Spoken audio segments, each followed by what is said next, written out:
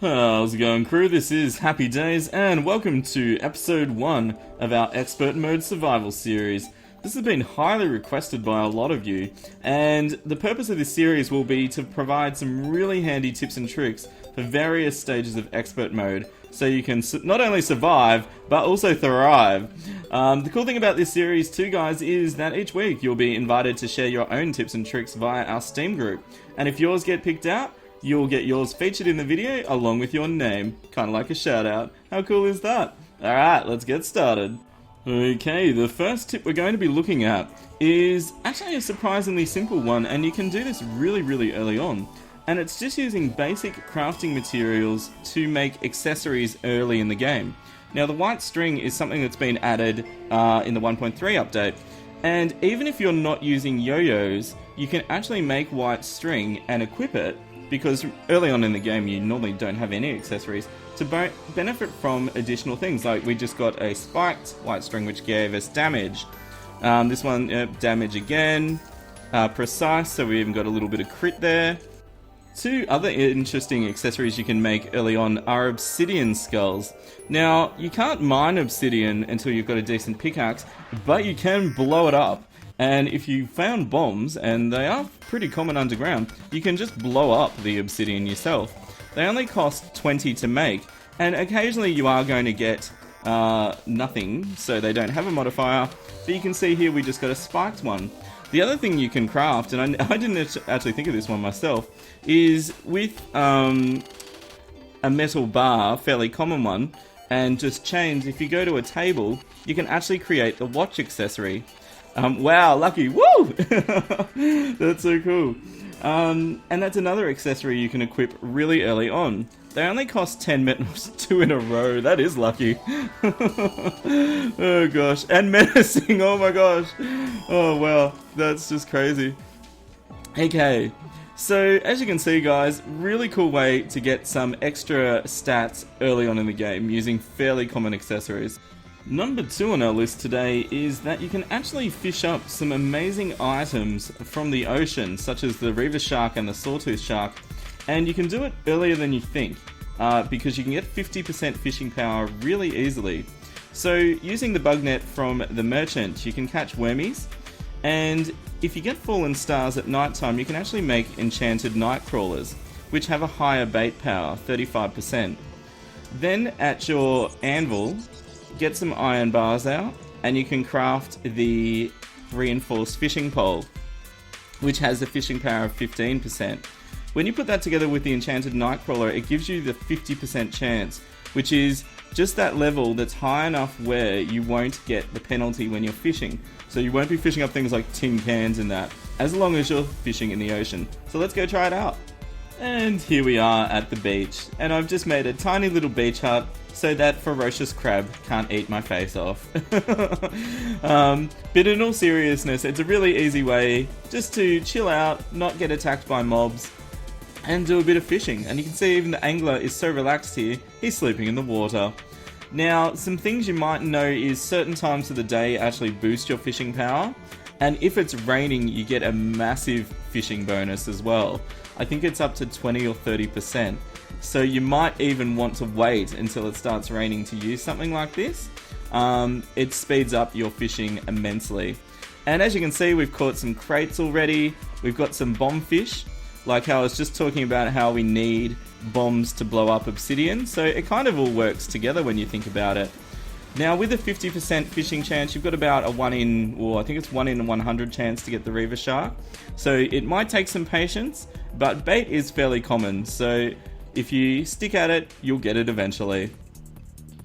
Okay, number 3 on our list is using 2 very common potions to give you a massive buff in the early stages of expert mode.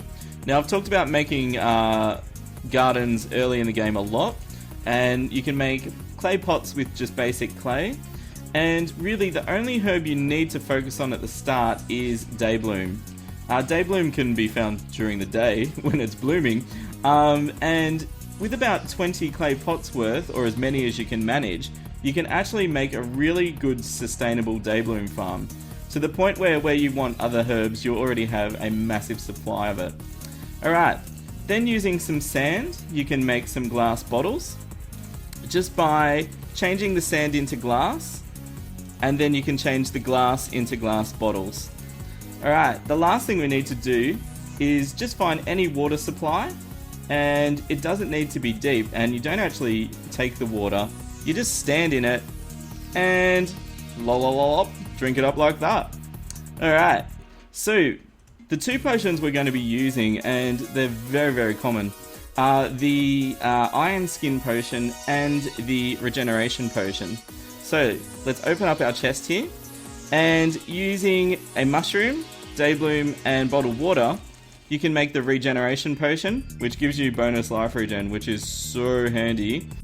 The other potion we can make is some Iron Skin Potions, and to do that all you need is some iron ore, so don't change it into bars, some Daybloom and some water, and you can make the Iron Skin Potion, which gives you a bonus 8 defense early on in the game, which is massive. So immediately we've got tankier defense than if we had a full set of starter armor on, and we've got health regen. To even buff that further, if you buy some marshmallows from the merchant NPC, if he's near a snow biome, you can make an item called the Marshmallow on a Stick.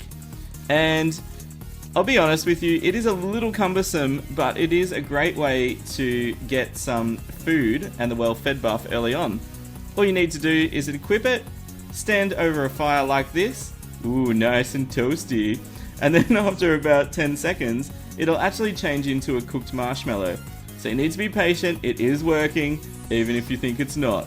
And all of a sudden, the magic will happen, and it will change from a marshmallow on a stick into a cooked marshmallow, just like that. And then when you eat it, you get the well-fed buff. So all of a sudden we've gone from a rather weak little hero to quite a buffed up, ready for action sort of guy. Throw some starter armor on, and you are ready to rock. 15 defense, buffed up, killing penguins. What more can you want? Tip number 4 is a super simple mob trap that you can set up really early on. And basically it uses a design that if you've watched a few of my AFK farm videos, you'll have seen it before. And it's a bit like a volcano design.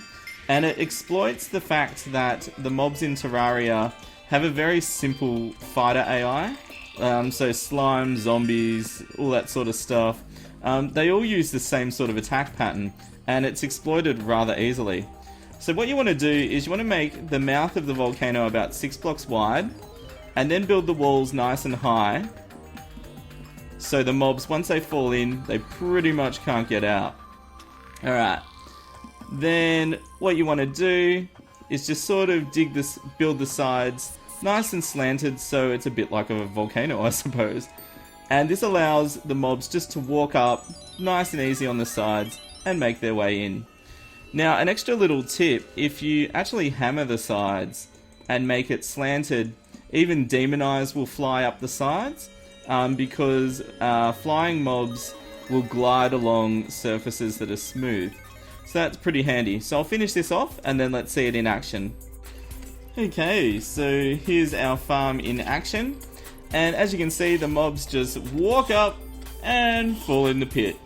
And all I've done is widen the sides a bit, so when you put some lava in, it won't destroy items that fall from the mobs. So, all nice. And you're probably wondering why I've left the side open here. It's kind of interesting, the mob AI, like zombies and things, will actually jump out of here and keep trying to get to here. So as long as you're slightly higher or even... Ooh, an arcane shackle, cool. Yeah, as long as you're reasonably on par with it, the zombies will go in the top half.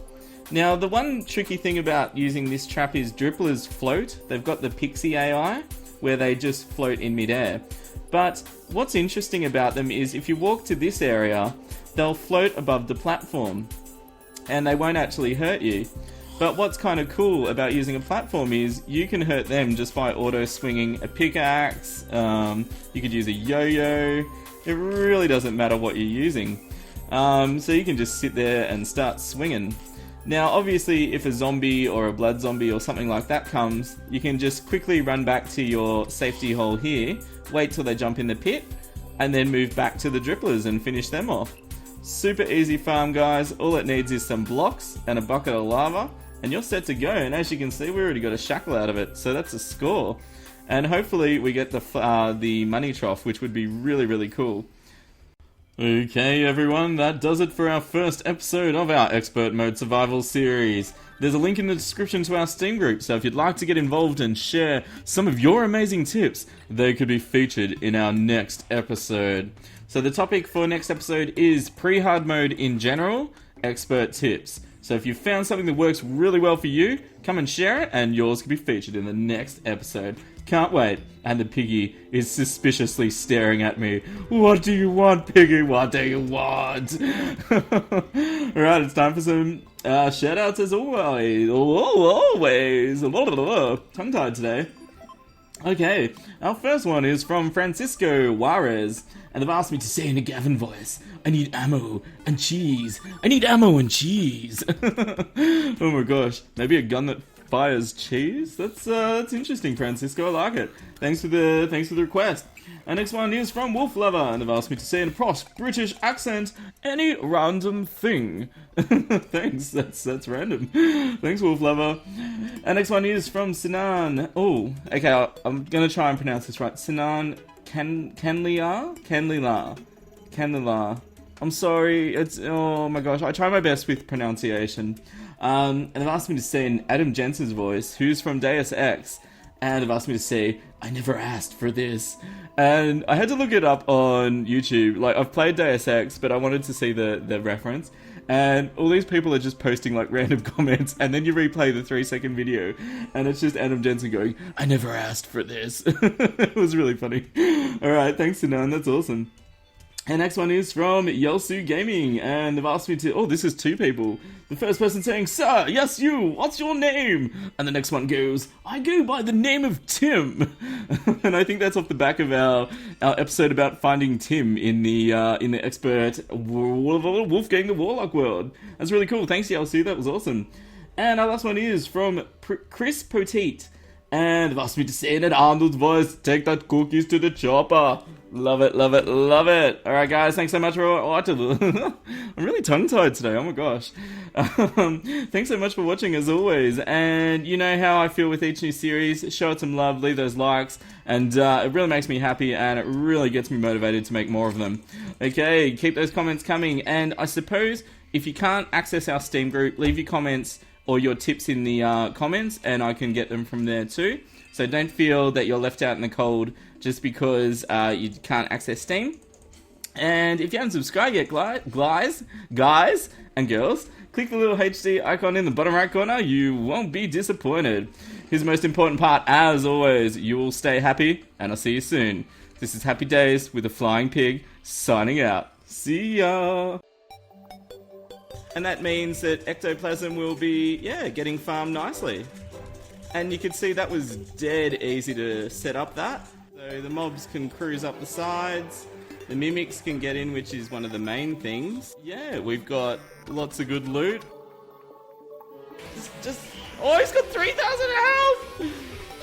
He's only got 3,000!